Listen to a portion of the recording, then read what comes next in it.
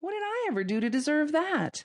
Well, you were the one who suggested he be assigned to a guardian, rather than be left to roam at will. You said it was reckless, that he needed supervision. I just assumed you were volunteering for the position, out of concern for your fellow man. Oh no, not volunteering. I was merely expressing concern, and mostly for my fellow woman.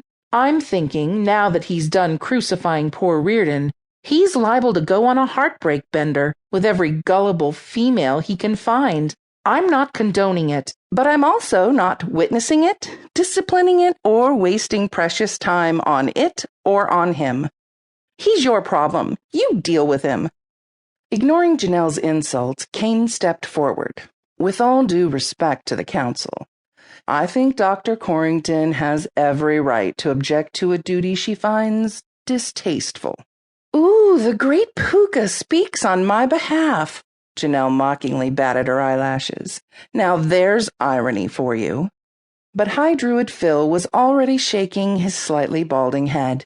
He gave Janelle a sympathetic look, which Janelle did not trust in the slightest. I'm afraid there's no point in debating the subject. Dr. Corrington stated her concern, and I immediately endowed her with guardianship authority. He turned to Janelle. It's too late. You're already the puca's guardian. Janelle stared at him a moment before turning her outrage on Kane. You get me out of this. Change his mind, reverse the action, or cage your own betraying butt inside Reardon's cornerstone. You know, where you can find him for the last 2,000 years?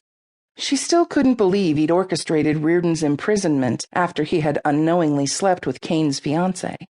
Oh, or that both men, pucas, were non-human and magical. Kane appeared ready to interrupt, so she waved an impatient hand. Look, I don't care how you manage it, but you are not coming home with me, and I am not your guardian. Get it? I think everybody in the Tri-City area gets it, given your decibel level. When Janelle opened her mouth to protest further, Kane held up a hand. I didn't do this, and I can't change it. Talk to the Druid. He continued in a low mutter. That'll teach me to take the high road. Should have played the royal card and let them eat cake. Glaring at the convincingly resigned look on Kane's face before studying the sympathetic but unbending expression on High Druid Phil's, Janelle pondered homicide. Actually, any normal person might already be questioning her sanity, given that she was expecting reason from a druid and a puca. Granted, her concept of reality was slightly left of the accepted norm. After all, she'd listened to Reardon, well, she'd known him as Teague at the time, describe some pretty fantastical dreams. Something about a man living a fragmented existence, his soul divided between some mysterious magical self, Reardon, and his human self, Teague. Two beings, one consciousness, some freaky powers. But this terminology? What is a puca anyway?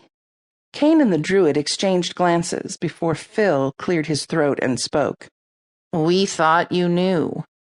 You said you were familiar with Reardon and Kane, and even Reardon's former guardian, Mina. Apparently, I wasn't as familiar with all of you as I thought I was.